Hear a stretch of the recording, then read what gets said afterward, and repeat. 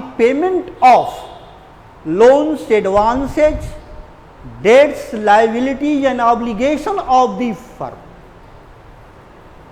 then we can say that even the personal assets of the partners are not safe. They can be used.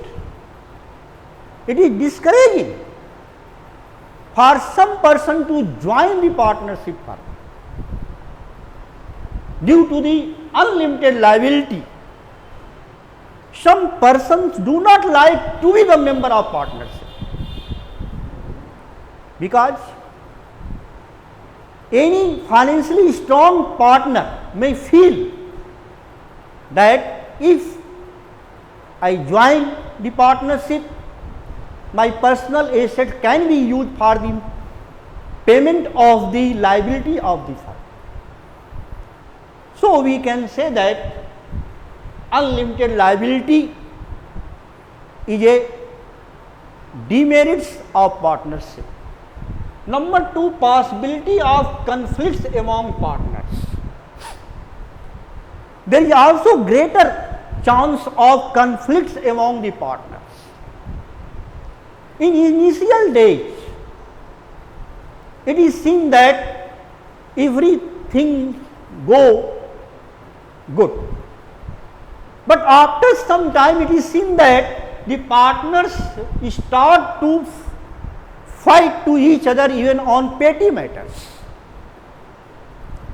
If the business is running successfully, then they start to take credit, and if the business is not running properly, then blame game starts among the partners.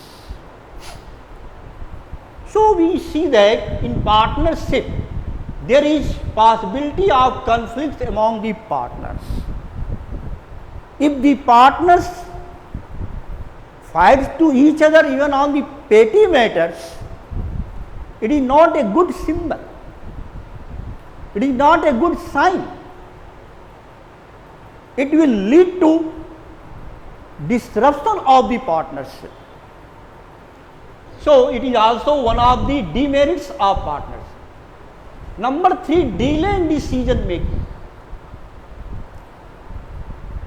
In partnership, all the decisions are taken with the consent of all partners. Consent of all partners is essential. It is very difficult to seek the consent of all partners on a particular issue. There may be different opinions, so it may take long time. Consequently, the firm cannot function properly.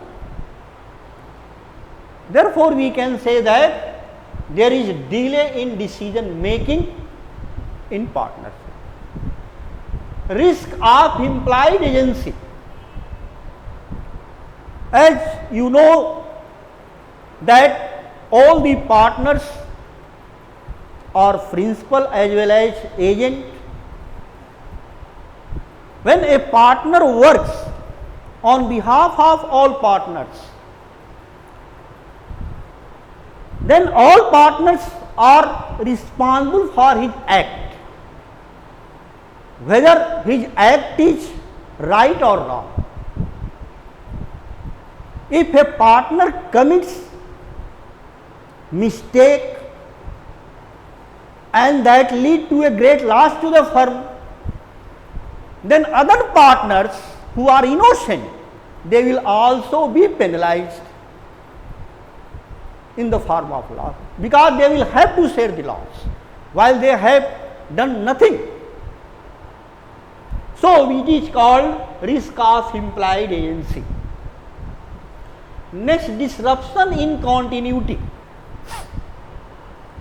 The partnership may come to an end, mean their relationship, economic relationship will change. due to change in profit sharing ratio, due to the death of a partner, due to the retirement of a partner, due to admission of a partner. Remember boys, the firm will be reconstituted due to admission, retirement, death or change in profit sharing ratio. The firm may continue. So there is a difference between dissolution of partnership and dissolution of firm. Mind it. But there will be disruption in continuity. Means partnership may stop for the time being or may not stop. But there would be a change in their relationship. So it is called disruption in continuity. And in case of dissolution of firm, the partnership will come to an end. Suppose there are three partners, Mr. A, Mr. B and C. If they admit to D as a new partner for 1/6 share, their profit sharing ratio will change. This is disruption. But firm will exist. But similarly, if the partners, suppose Mr. C dies, and if A and B desires to continue the business, they can do it. So there will be, in other words, you can say that the firm will be reconstituted. This is called reconstitution of firm.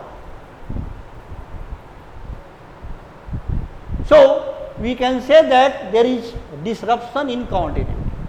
Next, transferability of interest.